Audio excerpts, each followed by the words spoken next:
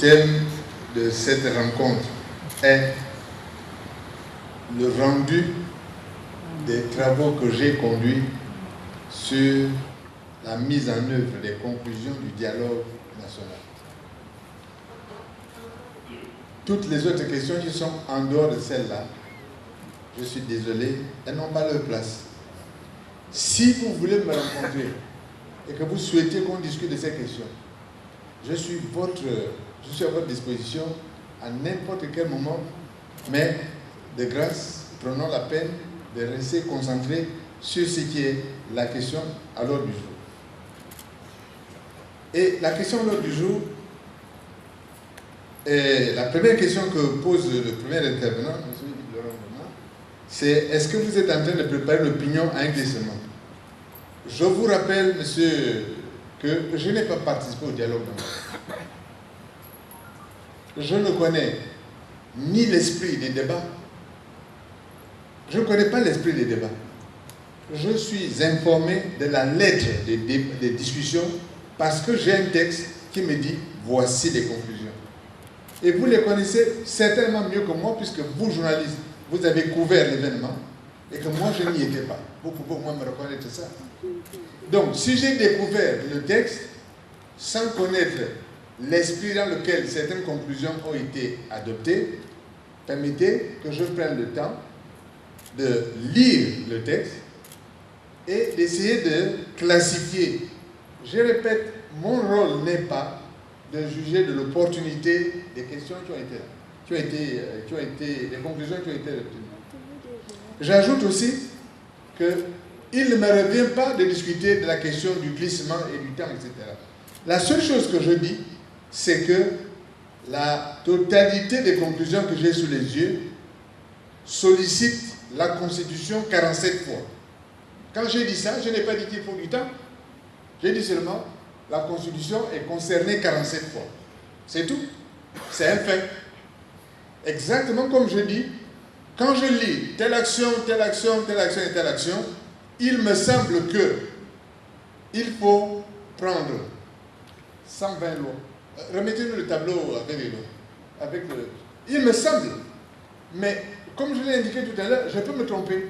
Je suis arrivé à un stade où, au départ, je fais l'inventaire.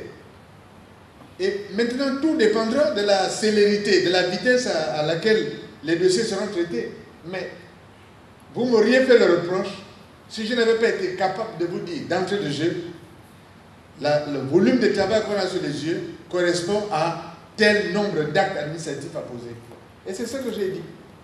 Quand on formule une idée, et que je lis cette idée, quand je dis les équipes qui travaillent avec moi, quand nous lisons une idée, on se dit, ceci relève de la loi. Et nous considérons que relève de la loi, eh bien, 15 textes ou conclusions relèvent des lois organiques et 230 relèvent des lois ordinaires. Dire ça, ce n'est pas chercher à glisser. Ce n'est absolument pas chercher un glissement. C'est dire exactement la traduction de ce qui est le rapport qui a été déposé et qui m'a été remis et le volume de travail que ce travail-là nécessite, que ce rapport-là nécessite. Donc, je n'ai absolument pas l'intention de chercher à glisser de quelque manière que ce soit. Ce n'est pas le but de l'exercice qui m'est demandé. Moi, ce qu'on me demande, c'est de dire combien de textes et quel type de textes doivent être pris pour pouvoir donner corps aux recommandations du dialogue. J'espère que c'est clair et qu'il ne sera dans le futur pas question de ce que je chercherai à gagner du temps. Et d'ailleurs, c'est pour ça que je vous rencontre aujourd'hui.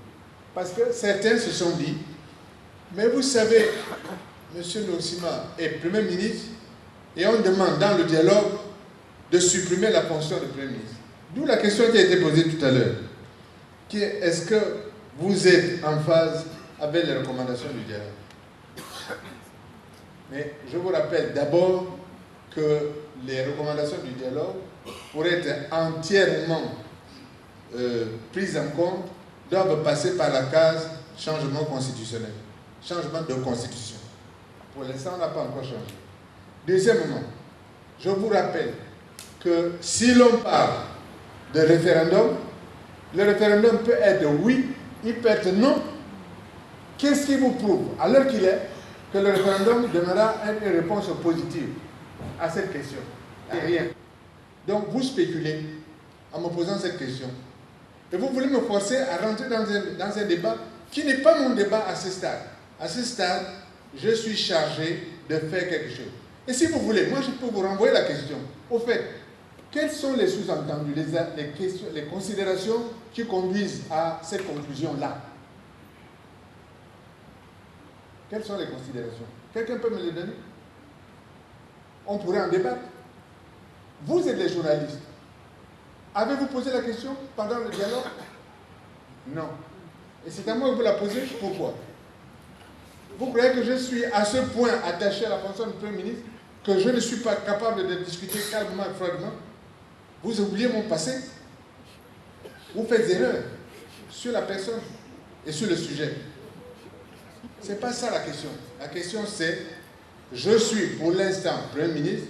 La constitution que nous avons à l'heure actuelle inclut un Premier ministre. Malheureusement, je le suis. Et pour l'instant, je fais le travail qui est demandé à un Premier ministre en fonction, c'est-à-dire, je réponds à la question comment fait-on pour mettre en œuvre l'ensemble des recommandations du dialogue. Voilà. Alors, donc, les autres questions que vous avez posées concernant ce qui se passe, ce qui est l'actualité du jour, non, sur ma santé. Non, ça va, ma santé, merci. Merci de vous préoccuper de ma santé, monsieur. Je vous remercie. Il y a un petit bobo au bras, rien de bien grave. En ce qui concerne l'actualité du jour, je ne suis pas spécialement venu pour commenter l'actualité du jour. Si vous avez des questions à poser à ce niveau, je pense qu'il y a un ministre des comptes publics à qui vous pouvez poser la question. Le ministre est dans son rôle quand il prend une décision. Rappelez-vous de mon discours au vœu. Pour qu'un pays marche, il faut que chacun soit à sa place. À sa place. Et que chacun prenne les ordres chez son chef. Et vice-versa. C'est-à-dire que le chef donne les ordres et que ceux qui sont en bas les exécutent. Ça monte dans les deux sens. Ensuite, vous me posez la question, la primature a été conduite aux travaux par le comité constitutionnel. Est-ce que nous travaillons ensemble ou non? Je n'ai pas très bien compris cette question, mais je vais essayer de répondre par rapport à ce que j'ai compris. Un comité constitutionnel a été mis en place. Il est chargé de rédiger la Constitution. Il ne travaille pas avec nous. On m'a donné le rapport sur les conclusions du dialogue. Je ne suis pas en train d'essayer de rédiger des points de la Constitution, puisque un comité est chargé de ça. Ce que je suis en train de faire, c'est d'identifier qui fait quoi. Et c'est pour ça que je vous ai indiqué que nous avons trouvé 47 points qui concernent la Constitution. S'il y en a 47, nous allons nous rapprocher du comité chargé de la Constitution et lui dire, nous avons trouvé 47 points, mais c'est vous les experts qui êtes chargés de la rédaction de la Constitution. Voici ces points que nous avons. Peut-être que vous les avez déjà pris. Si c'est le cas, c'est tant mieux. Si vous ne les avez pas déjà couverts, n'oubliez pas de les couvrir parce que dans nos rapports, ces points-là existent comme ça. Il n'y a pas de doublon, il n'y a pas de, on ne se marche pas les pieds. On va travailler en parfaite complémentarité. Simplement, je m'assure, je vérifie que les points qui concernent la Constitution ont bel et bien été listés. Ensuite, vous me demandez, dans le tableau, on a parlé des autres. Et autres là, qu'est-ce que ça recouvre? Je vous ai indiqué tout à l'heure qu'il y a un certain nombre d'actions qui ne relèvent pas forcément du décret, de la loi, de l'arrêté, mais qui sont probablement des campagnes à engager pour informer l'opinion sur ceci ou cela. J'ai du mal à prendre un exemple sous les yeux comme ça, mais il y a un certain nombre de choses qui concernent, je ne sais pas, le bruit. il ne faut pas faire du bruit, bon, de façon intempestive. Ben, il y a déjà une loi sur le bruit. Il n'y a pas de nouvelle loi à prendre. Il y a des campagnes de sensibilisation à faire en direction de la population pour dire vous ne pouvez pas faire du bruit de façon inconsidérée parce que, voilà, il y a de la nuisance là-dedans. Mais la loi existe, le cadre légal, exactement comme sur la cigarette, sur un certain nombre de choses comme ça. Il y a beaucoup de points, il y a un certain nombre de points qui ont été adressés, mais qui correspondent en fait, quand on les regarde, à des textes qui existent déjà, à des politiques qu'il s'agit de conduire. Donc je n'ai pas l'intention de toucher l'espoir des Gabonais. Nous sommes d'ailleurs en train de continuer à travailler pour nous assurer que nous pouvons identifier dans ce que nous avons regroupé dans autres, que nous pouvons identifier peut-être des actions spécifiques que nous pourrions isoler et mettre en évidence. Vous m'avez posé la question de savoir, M. Aziz de Gabon 24, je crois, est-ce que mon gouvernement est en phase avec les conclusions de... C'est bien ça? J'ai du mal à comprendre cette question. Je rappelle qu'une dizaine de ministres a participé aux travaux de ce dialogue. Dès lors que des ministres ont participé aux travaux du dialogue, forcément que ces ministres sont en phase avec les recommandations de ce dialogue. C'est peut-être la question peut concerner ceux d'entre nous qui n'étaient pas à ce dialogue. Mais nous ne sommes pas en train de parler de questions personnelles, nous sommes en train de parler de questions générales qui concernent la totalité de la collectivité. Donc, je n'ai pas de réponse particulière. Si vous pensez que nous sommes en train de traîner les pieds et de marcher à contre-sens ou à contre-courant de ce qui est la position du gouvernement, de ce que sont les recommandations du dialogue, c'est à vous de me montrer sur quel point vous estimez qu'on est à contre-courant. Mais pour l'instant, je pense que le travail que nous avons fait est en un temps beaucoup plus court, parce qu'on le voit aujourd'hui, mais en réalité, ce travail était prêt depuis une dizaine de jours. Je pense que avant que je ne parte en voyage la semaine dernière, ce rapport était prêt et chacun a bien vu que j'ai rencontré le chef de l'État et la raison pour laquelle je suis allé le voir, c'était de lui rendre compte de l'état d'avancement des travaux. Je ne pouvais pas venir ici pour rendre compte de ça avant d'avoir rendu compte à celui qui m'avait confié le travail. Et donc, nous avons avancé assez vite et je pense que pour l'instant, nous sommes en phase avec ce qui a été, avec ce que sont les charges qu'on nous a confiées. J'insiste, parce que c'est une question qui revient. Nous ne sommes pas en train de débattre de l'opportunité de la chose. Je suis là chargé de la faisabilité de la chose. C'est deux choses différentes. Je ne peux pas être d'accord avec quelque chose. Par exemple, sur la nationalité. Je ne suis pas tout à fait d'accord avec ce qui a été écrit dans la nationalité. Mais il faut le clarifier. Il faut clarifier la question. Peut-être que ce que l'on dit là-dedans n'a pas été parfaitement ou bien suffisamment bien écrit ou bien exprimé.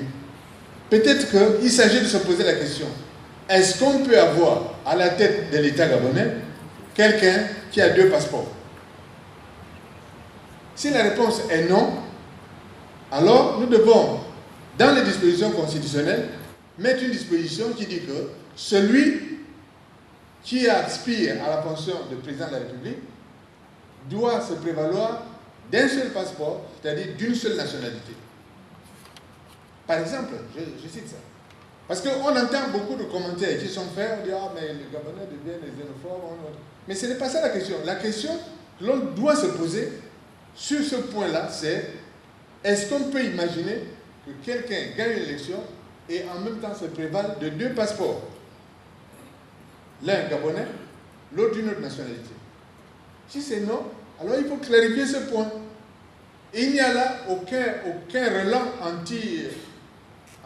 aucun relent xénophobe, puisque c'est de ça qu'on parle. C'est simplement une question de bon sens que dans un pays, toute personne qui est à la tête d'un pays doit se prévaloir d'un passeport qui correspond au passeport de son pays. C'est, à mon avis, Si la question était à redébattre, si elle était à discuter, si elle est à clarifier, c'est de ce côté qu'il faut la puiser, la construire. Parce qu'on se trompe de sujet en posant on est contre les étrangers, on est contre ici, etc. Mais si quelqu'un est à la fois gabonais et équateur-guinéen et qu'il y a un conflit, si quelqu'un est à la fois gabonais et camerounais et qu'il y a un conflit, si je suis à la fois gabonais et congolais et qu'il y a un conflit, et que je suis le président, de quel côté je vais basculer? Il peut y avoir des doutes. Non? C'est cela la question qu'il faut, à mon avis, amener, et non pas poser ça en termes de il y a xénophobie, il n'y a pas de xénophobie, il y a le fait que la personne doit se prévaloir d'une identité qui assure les autres concitoyens qu'il ne défendra que eux et rien que eux.